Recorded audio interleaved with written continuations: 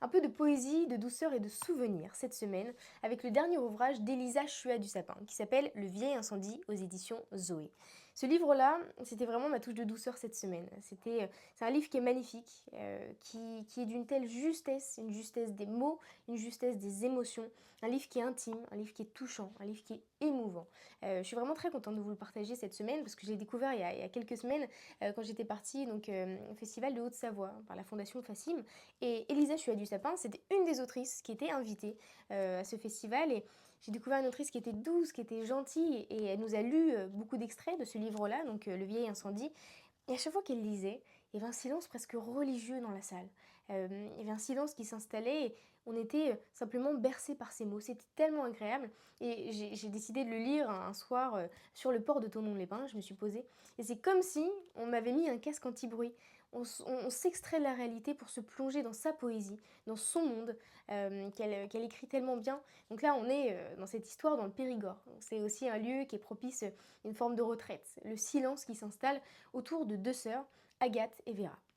Alors Agathe, en fait, c'est une femme qui est partie il y a très longtemps aux États-Unis, à New York. Elle est scénariste, elle est dialoguiste, et elle est partie très très jeune. Elle a quitté sa famille. Alors sa mère les avait quittés quand elles étaient petites, mais elle a quitté son père et sa sœur.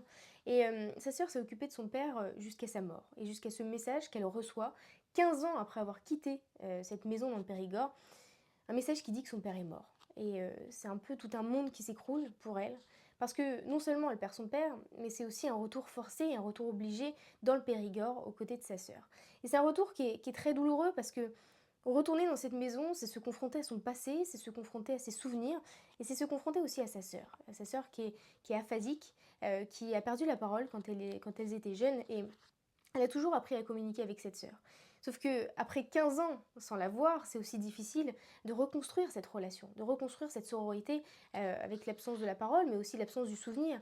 Elle se rend compte que cette jeune fille qu'elle connaissait, qui était sa sœur, bah, c'est devenu une femme. Et donc cette installation, elles reviennent dans cette maison, elles ont 9 jours pour vider la maison, pour donner ensuite les pierres à un vieux pigeonnier qui avait été détruit par un incendie. Elles se retrouvent, elles ont 9 jours pour communiquer, 9 jours pour reconstruire un souvenir ensemble et pour se confronter au deuil de leur père.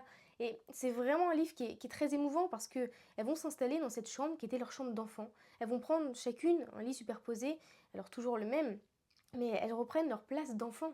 Sauf que ce sont des femmes et elles vont se confronter à leur vie respective, mais aussi au silence de sa sœur, parce que elle communique, elle est aphasique, mais elle communique avec l'écran de son téléphone. Et c'est aussi apprendre une autre manière de communiquer.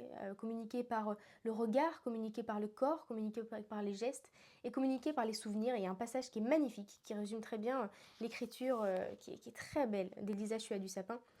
J'aimerais savoir ce que ça lui fait de quitter cette maison dont je croyais avoir fait le deuil il y a 15 ans. Je voudrais aller au salon, rapporter les choses entassées dehors, réunir la poussière des fusains, que les murs croulent sous le papier, la cage sous le fromage et que la maison empeste pour toujours. Savoir de quoi elle rêve, ma sœur. Si elle voit aussi notre père au cou fragile qui dort, la veine dans le cou palpitant sous la peau desséchée, le souffle qui sort de ses narines, comme s'il était paisible, son corps qui semble dire votre père n'est déjà plus là, mais ailleurs, dans un souvenir.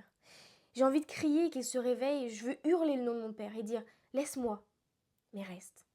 Mais Vera ne peut pas répondre dans le noir, et je n'en veux plus de nos écrans. J'attends longtemps, sans savoir qui de nous deux s'endort la première. C'est vraiment un texte qui est émouvant, qui est touchant sur la nature. Elles vont découvrir aussi la nature qui les entoure dans le Périgord, mais sur le deuil, sur le silence, sur l'acceptation du silence et sur la place du souvenir.